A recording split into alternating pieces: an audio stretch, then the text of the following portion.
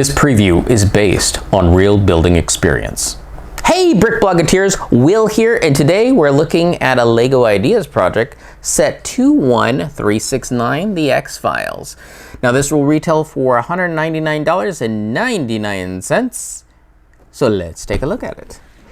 This set comes with 8 minifigures. So let's start off with some of the main cast with Fox Mulder, Dana Scully, a gray alien, and the Flukeman. Now, pretty much anytime you see a minifigure with hair, they will have another face on the backside. So you do have options for how you want to position them in a given scene. Aside from these 4 characters, we have 4 more. From left to right, we have Walter Skinner, the assistant director, Mr. X, Carl Bush, the smoking man, and Alex Krysek, partner of Mulder's for season 2. I've been watching the X-Files. I haven't got to them yet. So yes, I can't say much more about that. Since Walter is bald, he doesn't have a face on the back, but Mr. X, Carl, and Alex does. Of course, Alex having red eyes as one of his options. Right. And only Mulder and Scully are made to have any sort of minifigure accessories. That's not to say you can't give them any, but yeah, there's no guns in here. But you do get quite a lot of the FBI. Speaking of which, this is the first time the FBI has shown up in LEGO that I can think of. It is only a basement, Mulder's office, but hey, that's something different. Now, one angle that's not going to look very great is going to be the back, but they did do a few interesting things in the back. So on the far left and right, they did make little bars. Basically what those are there for is to clip a minifigure's hand into so that they're peering around the corner. So if you want the Flukeman or an alien popping out the sides, you'll use the bars on the sides. You do have a little frog on the ledge and a little bug tile up on the wall. But for the most part, the most interesting thing to see is the angled window that goes into the basement. Now this model is made to come apart very, very easily. Starting with the ship on the top, it simply rests on that large pillar. So you just lift it up, and under the center is a axle which will rest on the top of the pillar. This ship is not built to hold any sort of minifigure. This is simply a dish that's over a shaped piece. Structure inside there. As you can see on the underside, most of what this is well, 3 triangular panels all hooked together in the center with that large flat gear kind of blocking up some of the scenes so you can't see the structural pieces. But it's a very, very ambitious shape for LEGO, considering there mostly works on 90 degrees and not so much 60 degrees as you have it here. Now the top layer does come off like a normal module, but one thing you will have to consider, I don't want to break anything, is underneath the center section of the model are like little light beams that are coming down right over Mulder's desk. This pops off because there's only a single stud underneath there. But this decorative thing will have to be set aside so that you can just put this flat and have the office side by side if you want 2 scenes, or if you're challenged vertically in the space you want to display it. Furthermore, the office, because there's so much going on here, it is sometimes hard to see what's going on. Fortunately, they made this further modular, and this front section, if I don't break it, can come off, and it's just held on by rails, and it's because it's a 90-degree is how it actually holds together.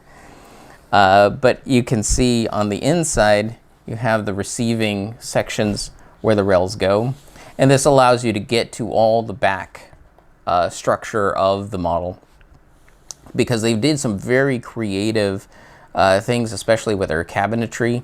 Like there's a glass cabinet in the back that's pretty much, you make a sideways build and just kind of stick it in place because it'll actually rattle around in there. But it's essentially locked in by geometry. In fact, a lot of the open drawers, in fact, every open drawer is a window that they stuck a little 1x1 tile in so that there's stuff in the cabinets. The most creative thing I thought were the tiny little glass cabinetry that's actually built into the wall above the cabinets. One factor to make it more visible is on the back side, there's actually Technic holes behind each of these cabinets, which provides light to get into the glass section so you can more easily see them. Build-wise, this thing flew by, probably because it was always having something interesting to see or put together in the tiny little details. And that's saying something, considering this fan designer, this is his third project that's actually being made. I did build the Ecto 1. It was the small version of the Ecto 1 that Lego Ideas made. That was his first model. I never built the Seinfeld one, but I can imagine more detail like this. And so this is his third. He's gotten a good handle on making very, very interesting models. So if that interests you, I do highly recommend this. And it's what's getting me to check out the show. But that's not all. If you get this when this thing launches, you get a gift with purchase. So let's take a look at that. Of course, I'm talking about set 40896, Scully's Lab. Scully needs a spot for herself because Mulder is the true believer, Scully is the eternal skeptic, and she is only influenced by real science because she's both physics and biology. So she has her examination table, a lamp, a microscope off to the side, and behind her, let's move her out of the way, you have a sink with some cabinetry. Now the sink and the cabinetry is actually the most interesting part of this model build. There's actually water built into the sink, which might not be too easy to see. The cabinets are absolutely fantastic because what goes inside the cabinets are actually being held onto the wall. So if we look in the back, we have some tiles. Those are the Erling bricks, or otherwise known as headlight bricks. So the faces are covered up with little round tiles, and the back side leaves an open stud. So when you build the interiors of them, there's a stud that just plugs into the wall. These windows simply go around those entire shapes, making the cabinets look full.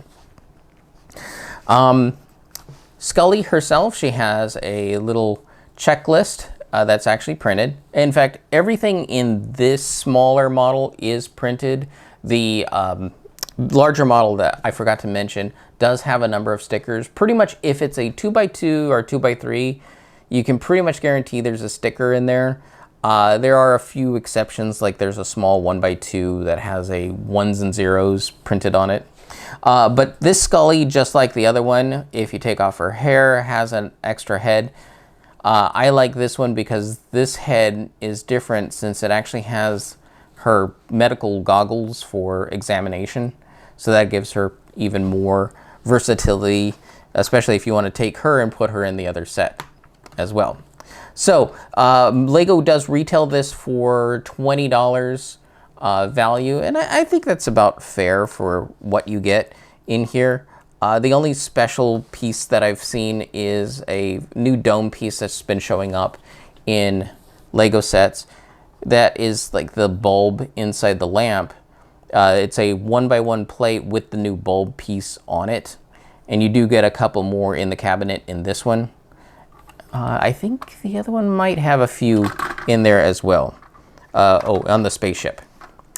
Yeah, but I can't get this. Anyway, if $200 is a bit pricey for you, having the gift with purchase does alleviate a lot of the cost.